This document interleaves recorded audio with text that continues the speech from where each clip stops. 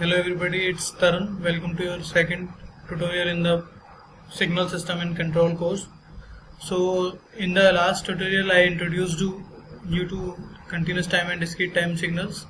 So in this tutorial I'll be teaching you about elementary signals. So we'll classify the signals based on their properties, okay, and the signals can play very prominent or important roles in the models of practical applications where they'll be used as physical signals, and we can create other signals with the help of a single signal, and it can also be used for system analysis.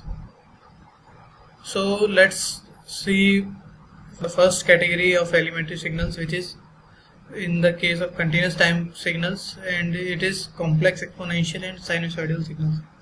So first one is complex exponential signals, and it is represented in this form, okay, x of t equals to c e to the power at. Okay, so if c and a, okay, if c and a both are complex numbers, then the whole signal is called complex exponential signal. And if a and c both are real, okay, then the signal will be called real exponential signal. And the signal can also be periodic, okay, if a is equal to j omega naught and c is equal to a e to the power j phi.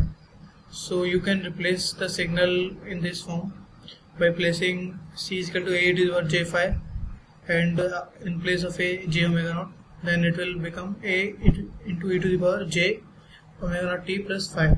Okay, so if the signal is periodic, you can replace this t here with t plus capital T, where capital T is the time period, and after solving this you can differentiate it in these terms.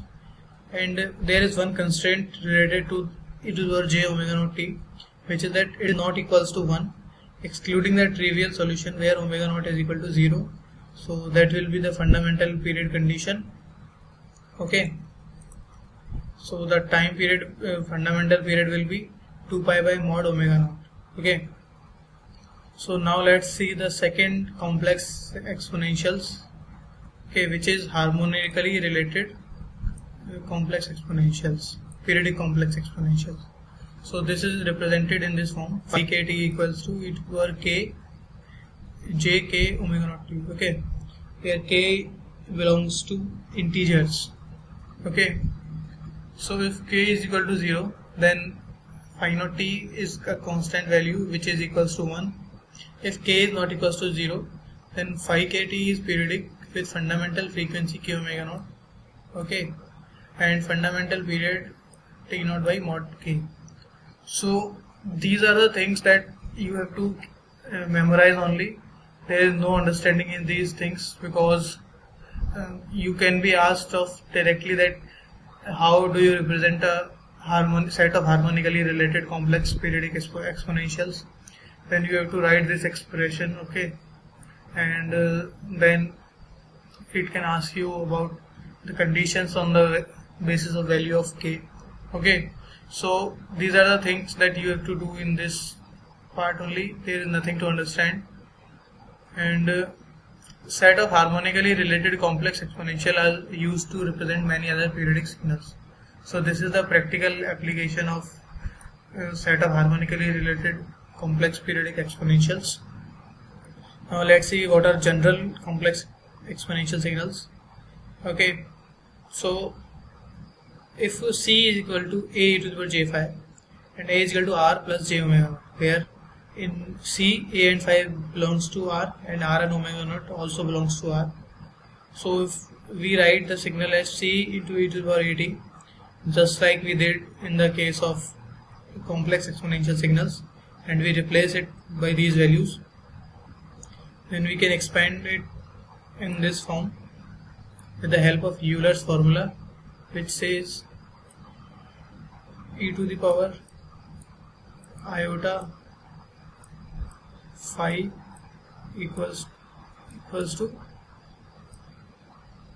cos phi plus iota or j. In this case I am going to take j sin phi. Okay, you might be knowing this formula, but I have told you this, that e to the power j phi equals to cos phi plus j sin phi. If r is greater than 0, then it is exponentially growing signal. If r is less than 0, then it is exponentially decaying signal. Okay, now let's talk about the sinusoid signals. Sinusoid signals are those signals which contain the term of sine and cos. Okay, and there are two type of sinusoid signals, which are xct and xst. And xct is represented by a cos omega naught t plus phi. Okay, which is real part of a e to the power j omega naught t plus phi, and you can expand this with the help of Euler's formula. And if you know about real parts and imaginary parts, then you can easily disintegrate the real part and complex part of any complex exponential or any complex number. And another sinusoid signal is xst, which is the imaginary part of a e to the power j omega t plus phi. And these both signals have time fundamental period 2 pi by mod omega naught. Okay,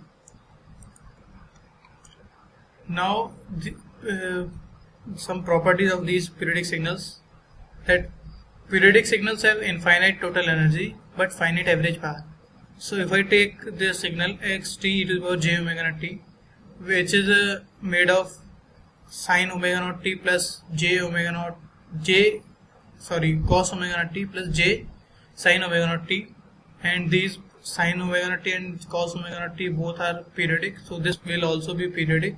And another way is to check that it is periodic or not is you can know that exponential functions are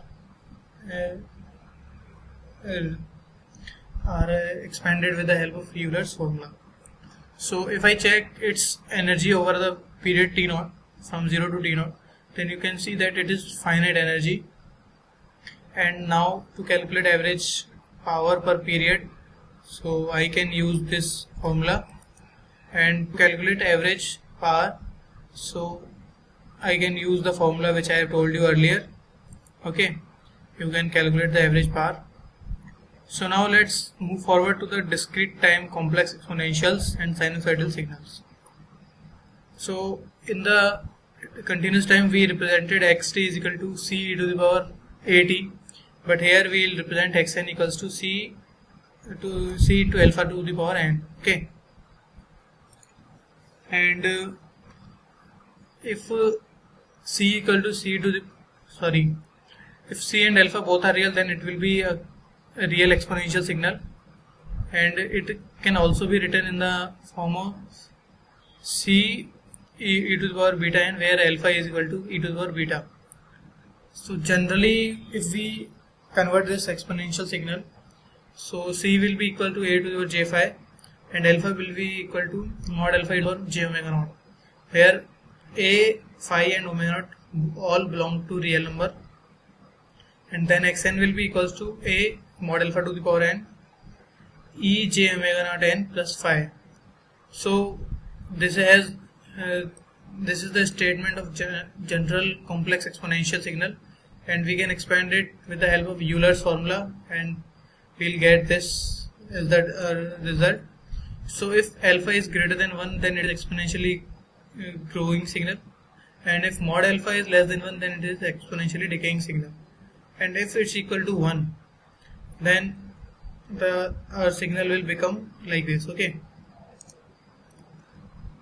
so now let's see complex sinusoidal signals in the discrete time case. Similarly with the continuous time, here there was xct and xst, here will be xcn and xsn, and it will be represented by a cos omega naught n plus phi and a sin omega naught n plus phi, and which will be real part of a j omega naught n plus phi and imaginary part of a j omega naught n plus phi. Okay,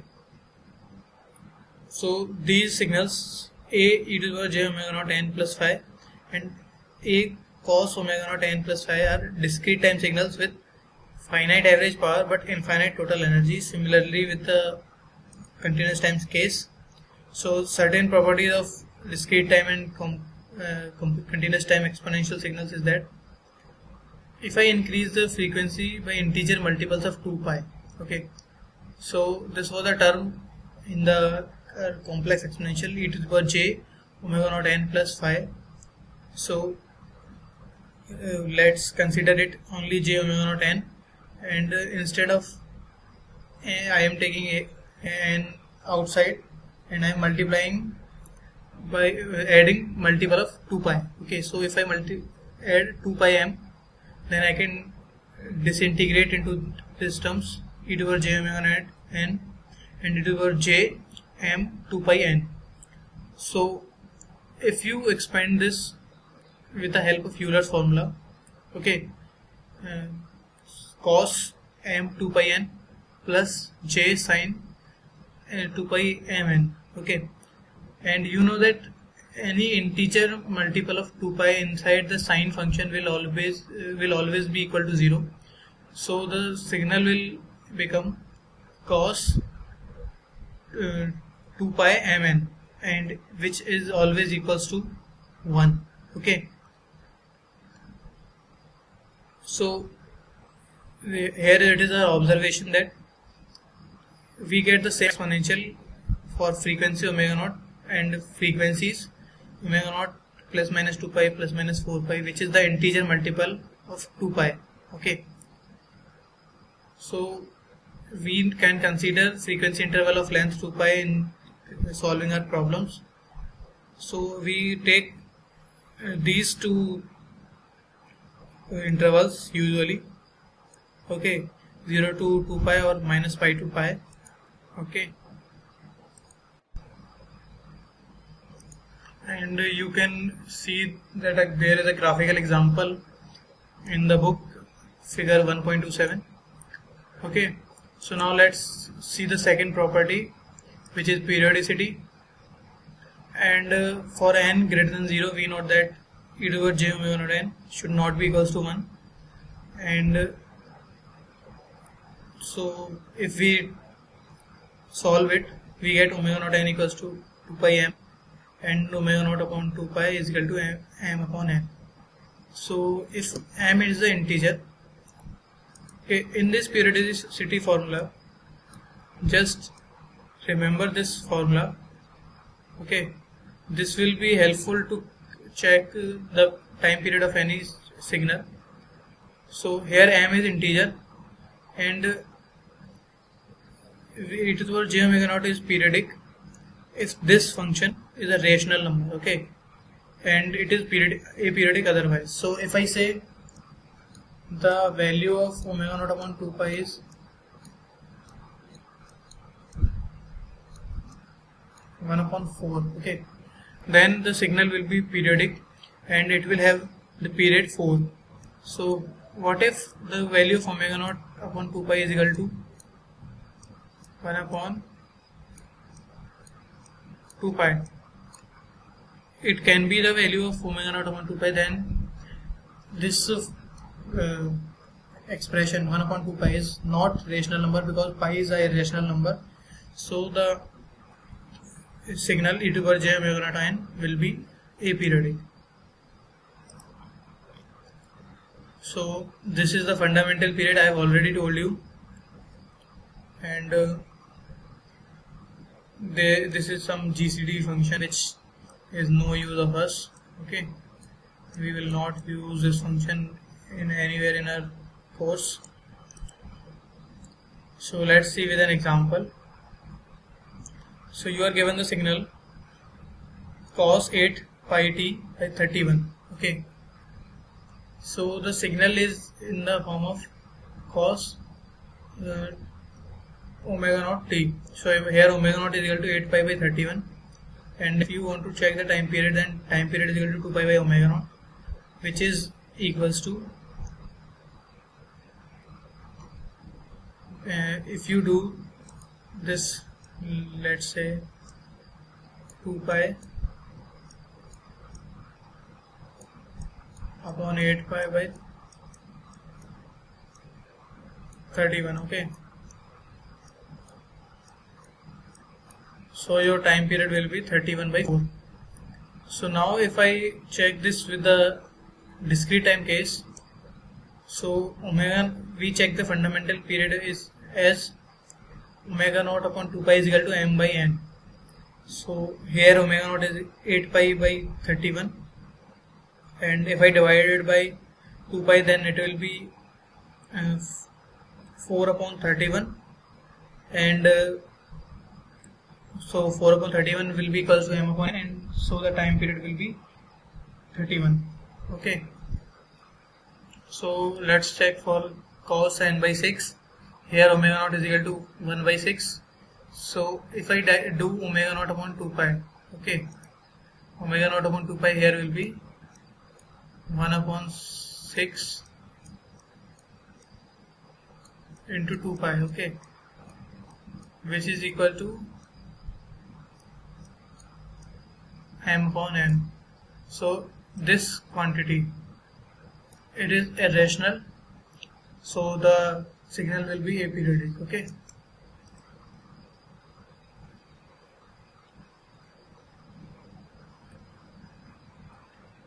so there is one more type of discrete time periodic exponentials, which is set of harmonically related discrete time periodic exponentials, and similar to the set of harmonically related continuous time periodic exponentials, these are represented in the same way, where k is equal to integer values. Okay, here I have done nothing. Instead of omega naught, I have put the value of omega naught is equal to 2 pi by m capital N, where capital N is the common period. So the observation for this type of complex exponential is that if phi k plus n of n it try to do, then it will be here k will be replaced by k plus n, and if we solve it, then it becomes equal to phi k of n. So only n distinct complex exponentials of exist, this type of harmonically related exponentials. So this is nothing, and we'll never use it in our course. Hardly 1 or 2 times I'll use this, and where I'll use it you'll understand it more. So don't worry about the concept of this type of exponential. So now let's move to the next type of signals, and which is discrete time unit impulse and unit step sequence. So the unit impulse sequence or unit impulse or unit sample is represented by delta n, and is equal to 1 when n is equal to 0, and is equal to 0 when n is not equals to 0. So this is also refers to as Kronecker delta function, and graphically it is represented in this way. So this is the functions which I am teaching you in this section 1.2.3 are very important regarding this course. So memorize these functions. Okay, so the next function is unit step sequence. It is represented by un. Okay, and it is equals to 1 for n greater than equals to 0 and n less than 0. So this is represented graphically in this manner. So we can derive some relations between delta n and un, which is unit impulse and unit step sequences. So you can write delta n equals to un minus 1. So if I plot the graph of un minus 1, it will be shifted version of this graph by one place onto the right hand side. So the graph of un minus 1 will start from here. Okay, and this will also be 0 in the case of un minus 1. So if I subtract un minus 1 from this un, then these terms don't matter before on the left side of the origin, and for these terms the start un minus 1 will start from here, and if I subtract 1 from 1, then it will become 0, and the terms after this including this will become 0, and so only this term from un will be left. Okay, so the second relation between them is un equals to summation of minus infinity to n delta m. So if you put here values of m different, let's say n equals to 1 or say 0, if I want to make this function with the help of delta m, so if I add quantities on this quantity, on this quantity, and on this quantity, or if I say this here, here, if I add delta n minus 1 here, so delta n minus 1 will be 1 at the position of n equals to 1. So if I add delta n and delta n minus 1 and so on, then it will give me the unit step sequence. Okay, so there is a sampling property which is there in the unit impulse, which says that if I multiply any signal with shifted version of the unit impulse, then the signal will be replaced by this. Okay, so this was the case in terms of discrete time. Now let's see what are the similar function in continuous time. The unit impulse is unit step function here. Sorry, the unit step is unit step, and the unit impulse is unit impulse, which is also known as direct delta impulse. But you will be given that it is continuous or discrete to differentiate between them.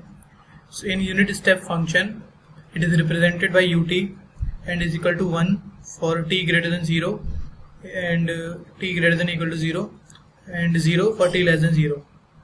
So you can see that graphically it is represented like this, and it has discontinuity at t is equal to 0, and the unit impulse function, which is direct delta impulse, is here delta t equals to, it can be any value in the real direct delta impulse, but we take it as 1 mainly when we are talking about the delta t function. Okay, we take the value as 1, so at t equals to 0, and 0 for t not equals to 0. Okay, so let's see the relation between these terms, and before seeing the relation, let me tell you that I'll represent dx by dt as x dot t many times, so don't get confused. X dot t is not another function, it is differentiation of the function x of t. So the relation between delta t and ut is that delta t is the differentiation of ut, and ut is the integration of delta t from minus t infinity to t. Okay, so here is the representation of the delta t function. If I take simply delta t, then it is equal to 1 at 0. If I take delta t minus t naught, then it is equal to 1 at t naught, and if I take a delta t, then it is equal to a at t is equal to 0. So now let's see some properties of the sampling property of this continuous time case. Similar to the property which we have learned in the discrete time case, it also does the same. So this was all from my side on this tutorial. In the next tutorial I will be teaching you continuous time and discrete time systems. So thank you guys for watching. I will see you in the next tutorial.